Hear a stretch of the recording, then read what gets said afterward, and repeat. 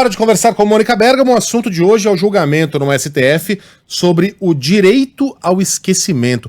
Para quem não sabe do que se trata, preste muita atenção, porque é um assunto que sempre foi palpitante, discute-se isso há muitos anos, acho que literalmente há décadas. Mas é um tema, né, Mônica, que eu não gosto desse termo, mas na falta de um melhor, com o advento das redes sociais, tornou-se ainda mais urgente. Bom dia, Mônica. Oi, Megali, bom dia a todos. Deixa eu desligar aqui o meu WhatsApp, fica apitando. Pois é, Megali, o Supremo Tribunal Federal, ele vai te debruçar hoje. A gente nem falou nada ainda. Oi? A gente nem falou nada ainda e já tá... Mas fica aqui, me incomoda também. Mas o Supremo se debruça hoje sobre esse assunto, como você disse, que deve gerar debates acalorados, que é o do direito ao esquecimento, que se contrapõe ao direito à memória que uma sociedade tem, e a possibilidade de o Estado intervir na circulação de informações. A ação é movida pela família da Aida Cury, que foi uma jovem de 18 anos que foi estuprada e morta em 1958 no bairro de Copacabana, no Rio de Janeiro. Ela foi levada à força por homens a um apartamento e depois atirada do 12º andar para simular um suicídio, um crime horrendo que virou um símbolo da violência contra as mulheres no Brasil. Pois bem, anos depois a TV Globo veiculou um programa que rememorou o caso. E a família agora pede uma indenização justamente invocando o direito ao esquecimento, né, dizendo que não são pessoas públicas, que não renunciaram à intimidade, que o caso tem muitos anos já, que não há interesse público nele, apesar de poder haver interesse das pessoas sobre a história, sempre aquela história, o que é o interesse público e o que é o interesse das pessoas, né? São dois conceitos diferentes. Outros tribunais já negaram esse pedido da família, mas o caso foi parar no Supremo, e o resultado vai ter repercussão geral, ou seja, vai virar um parâmetro para várias outras ações semelhantes no Brasil. E é por isso que ele tem uma grande importância pela discussão que ele traz. Quer dizer, embora seja uma ação que envolve uma plataforma, uma televisão, pode se estender à internet. E são vários os pedidos hoje de remoção de conteúdo na internet, de bloqueio de buscas em variadas situações, veja bem, e de remoção de conteúdos que são verídicos, né, que são verdadeiros, não de fake news, conteúdos verdadeiros e situações verdadeiras que, no entanto, as pessoas invocam o direito ao esquecimento para que elas sejam apagadas ou para que elas sejam, pelo menos, bloqueadas em sites de buscas, né? Por exemplo, uma pessoa condenada por um crime, cumpre a pena, paga sua dívida com a sociedade, se recupera, volta à vida normal, vira um cidadão que tem uma vida correta.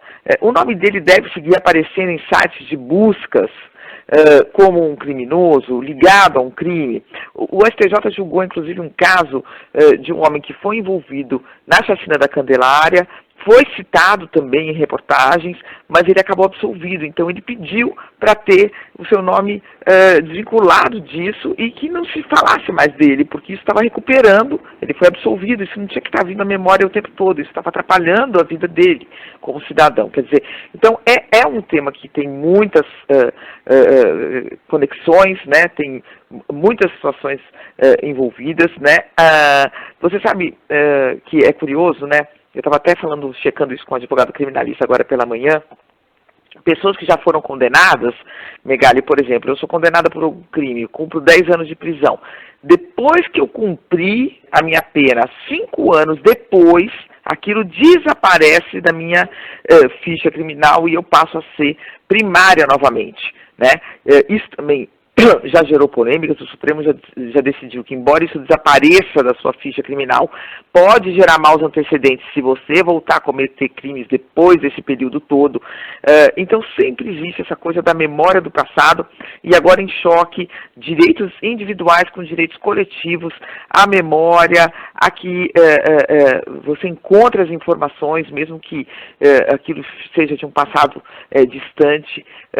Então esses são os dois ou mais interesses que vão se chocar nessa discussão tão importante que vai começar a ocorrer hoje no Supremo, Megali. Mônica, sabe que enquanto você falava, eu fui puxando pela memória aqui alguns casos em que essa instituição, digamos, do direito ao esquecimento foi invocada. Tem um caso famoso nos Estados Unidos de uma garota que, visitando o cemitério militar de Arlington, lá em Washington, um cemitério dedicado exclusivamente aos veteranos de guerra, né? Ao lado de uma plaquinha em que lia-se algo como faça silêncio, respeite os mortos, ela tirou uma foto, coisa de adolescente, né?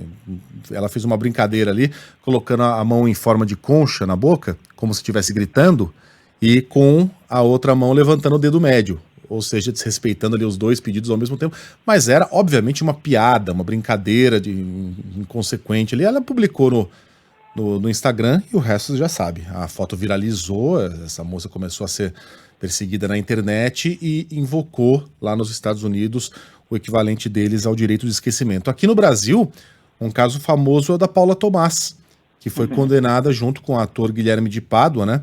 Com quem ela era casada na época pelo assassinato da atriz Daniela Pérez. Foi morta com 18 punhaladas, ela foi condenada, pagou a pena, mas entrou com uma ação invocando o direito ao esquecimento para que fotografias dela não possam ser mais publicadas na imprensa, para que ela tenha o direito, já que já cumpriu o seu, digamos assim, o seu débito com a sociedade, para que ela tenha direito a ser esquecida. Hoje ela é casada e tal. E essa decisão, esse pedido foi negado pelo STJ. Foi em abril desse ano. A terceira turma concluiu que proibir futuras reportagens a respeito do crime, eliminando a figura e a imagem da Paula Tomás, configuraria uma censura prévia. É uma linha fina mesmo, Mônica. É uma linha fina, né? Quer dizer, no caso da Aida Cury, eles não pediram que o programa não fosse veiculado, mas pedem uma indenização. E é o que você disse, quer dizer, o STJ tem vários casos, vários precedentes, mas julgou de diversas formas, né? Então cabe agora ao Supremo, porque sempre são muitas turmas diferentes e casos diferentes, e viu muitos casos específicos, como você citou aí o da Paula, teve o da Aida Cury, teve esse caso da chacina da Candelária, e agora o Supremo deve, portanto, unificar isso. E a gente sabe que em tempos de rede social, a importância que isso pode ter, né, Megali? E como isso é polêmico, como eu disse, a questão aí de você apagar da ficha criminal de uma pessoa os fatos, ela já cumpriu aquela pena, e já passaram tantos anos, e isso transportado aí para o mundo hoje virtual. Mônica, beijo para você, até amanhã. Um beijo, até amanhã.